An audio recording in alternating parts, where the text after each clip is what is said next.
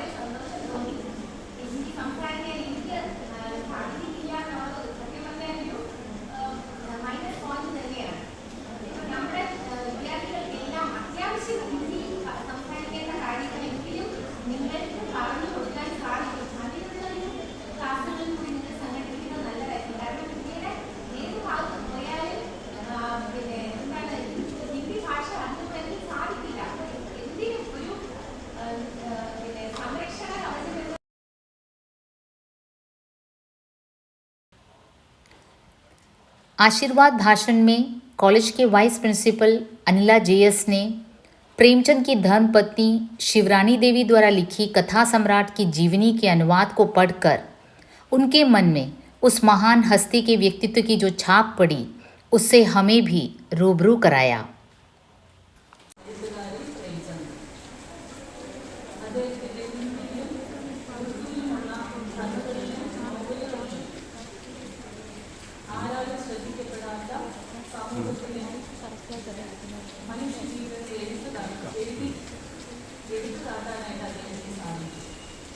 ശരിക്കും അവരുടെ വേദനകൾ വാക്കുകളായി വിധൂതി എന്നാണ് ആ ഓർമ്മ കുറിച്ച് പറയുന്നത്. വളരെ ഹൃദയസ്പർശിയായിട്ട് തോന്നിയിരിക്കുന്ന വായനയാണ്. അദ്ദേഹത്തിൻ്റെ വേർപാടിന് ശേഷം ഭാര്യ എന്ന നിലയിൽ ആ നഷ്ടബോധം വിരഹവേദന അനുഭവിക്കുന്ന ആ വ്യക്തിത്വത്തെ ഭാര്യ എന്ന നിലയിൽ കർത്തവ്യം നിർവഹിക്കുമ്പോൾ സ്ത്രീ ശക്തിയാണെന്നും ഭാര്യയെ ദേവിയാണെന്നും ഭാര്യ അമ്മയെപ്പോലെ കരുതി എന്നും പറയപ്പെടുമ്പോൾ പ്രേംചന്ദ് എന്ന എഴുത്തുകാരൻ സ്ത്രീകളെ കൃത്യമാർന്ന ഉന്നതത്തിൽ ആദരവോട് കഴിയുന്നു എന്ന് മനസ്സിലാക്കാൻ സാധിക്കും. അപ്പോൾ ഇത്തരം എഴുത്തുകാർ വീണ്ടും നമ്മുടെ സമൂഹത്തിൽ ഉണ്ടാകുന്നത് പ്രേംചന്ദ് ദേവി ആഘോഷിക്കുന്ന ഹിന്ദി വിഭാഗത്തിലെ അഭിനന്ദിച്ചുകൊണ്ട് അദ്ദേഹത്തിൻ്റെ ഓർമ്മകൾക്ക് പ്രണാമം അർപ്പിച്ചുകൊണ്ട്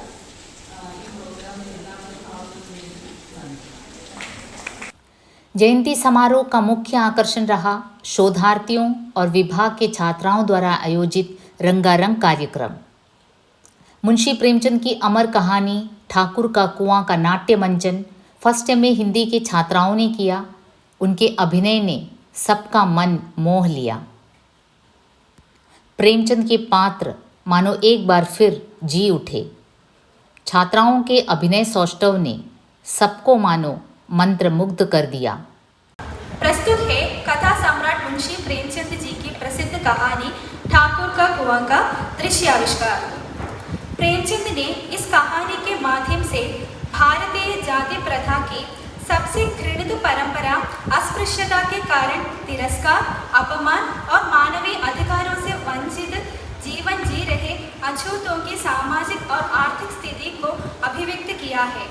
पानी के लिए तरसते अछूत जीवन की वास्तविकता की यह कहानी है।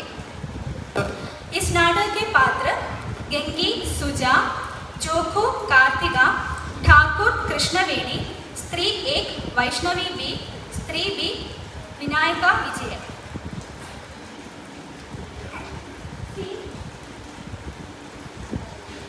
दृश्य एक जोको का घर शाम 6 बजे।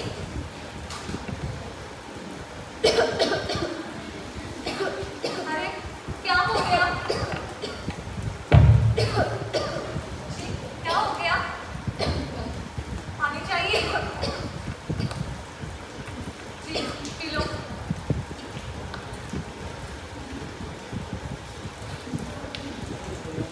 अरे ये कैसा पानी है? क्या हो गया? अरे बस के पिया नहीं जाता, गला सूखा जा रहा है। और तू सड़ा पानी पिलाने देती? सड़ा पानी दे दो मुझे। हाय राम, कल मैं पानी लेके आई थी तो इसमें बिल्कुल वो ना पी। जरूर कोई जानवर गिरकर मर गया होगा। पर दूसरे पानी लावे कहाँ से? अब तो दूसरे पानी ठाकुर और साहू के घर में है, पर वहाँ कौन छंटे देगा?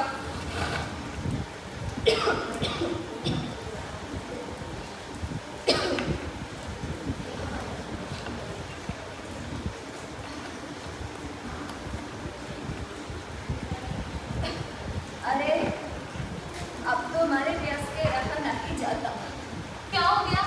ला थोड़ा पानी, मैं नाक बंद कर रही हूँ। अब मत पियो, पता नहीं कौन सी जानवर गिरकर मर गया होगा। मैं दूसरी पानी लेके आती हूँ। हाँ, पानी कहाँ से लाएंगी? ठाकुर और साहू के 2 कुएं तो है ना, क्या 1 लोटा पानी नहीं भरने देगा वो? हाँ तू जाओ, ब्राह्मण देवता आशीर्वाद देगा। ठाकुर जी लाठी से मारेंगे और साधु जी 1 के 5 लेंगे।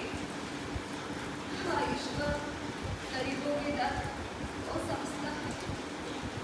आप चुपचाप लेट जाओ, सारे लोग सोते होते और जब मैं चुपचाप वहां जाके एक लोटा पानी लेके आती हूँ। अब लेट जाओ।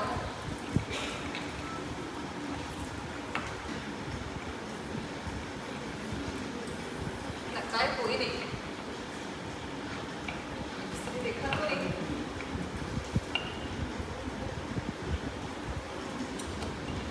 यहाँ बैठती हूँ, फिर कोई आ जाए तो।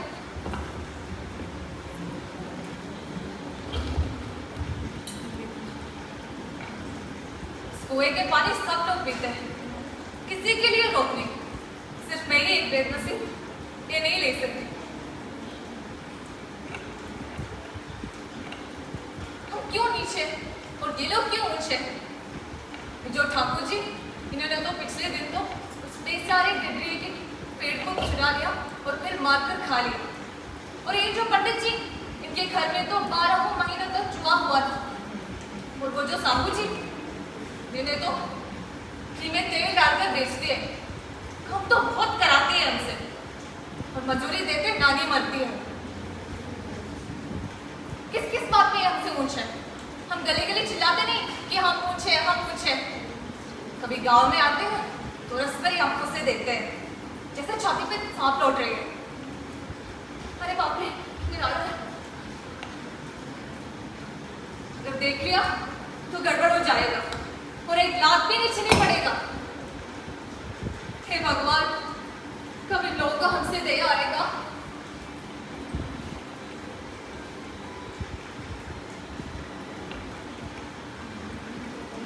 बहुत अंधेरा छा गया है, जल्दी पानी लेके चलते हैं। घर में भी बहुत सारा काम हो रहा है। दीदी, मैं आपको क्या बताऊँ, खाना लेने के लिए चली और पता है ताज़ा पानी लेके आओ। घड़े के लिए पैसे ही नहीं है। हम लोगों को आराम से बैठे देखे ये लोग ये मारते हंसते हैं। हाँ, ये तो नहीं हुआ कि रस्सी उड़ाकर पानी लग जाए, बस हुक्म चलाते हैं कि ताज़ा पानी लाओ। जैसे हम लौंडिया तो हैं, लौंडिया नहीं तो क्या हो तुम? रोटी कपड़ी पीती नहीं, बस 5 रुपये चीज रखकर ले ही देती हो। तो लौंडिया कैसी होती है? अरे मत ले जाओ दीदी, छिनकर आराम करने को जी तरस कर रह जाता है। इतना काम किसी दूसरे कर देती तो आराम से रहती। उनको सेवा ऐसा नहीं मानता, यहाँ काम करते करते मर जाओ, किसी का मुंह सीधा नहीं होता। तो चलिए घर पर पूजा काम के दिन भर काम है और आप ही तगड़ा। रुकिए, मेरा भी होने वाला है। चलिए चलते हैं, शराब वाला आएगा रात में। लगता है वो दोनों चले गए। चुपचाप खड़े से पानी लेके आते।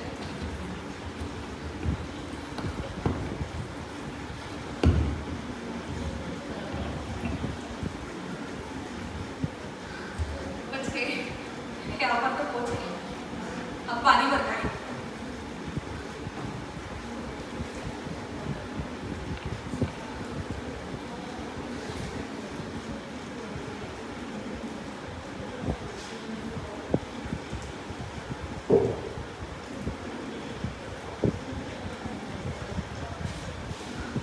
अरे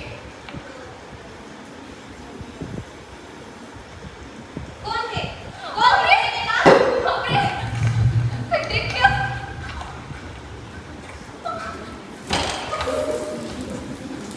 बाप रे, जल्दी से गिर भी गई, क्या करूं? दृश्य 3, जोको का घर। लगता है नहीं देख लिया और कमर भी गई। सारे अरे यार, हमने वही सलाह मैंने पी लिया। हे भगवान, कौन सी पीड़ा है हमको?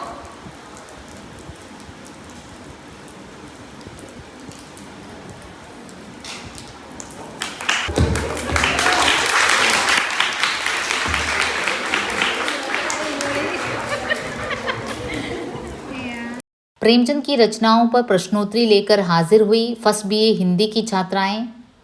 शोधार्थियों और स्नातकोत्तर छात्राओं के बीच काफ़ी रोचक कंपटीशन हुआ और शोधार्थी विजयी हुए।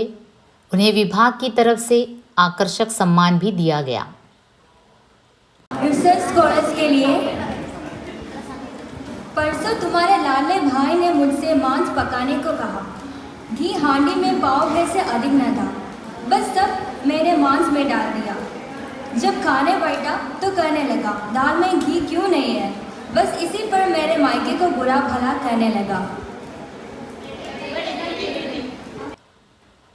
प्रेमचंद की रचनाओं में तत्कालीन इतिहास बोलता है। एक ऐसे महान हस्ती जिन्होंने कथा को काल्पनिकता के लोक से यथार्थ के लोक पर ला खड़ा किया। ऐसे महान लेखक आज भी उतने ही प्रासंगिक हैं। उनकी रचनाओं पर दूसरे सत्र में गंभीर विचार विमर्श हुआ।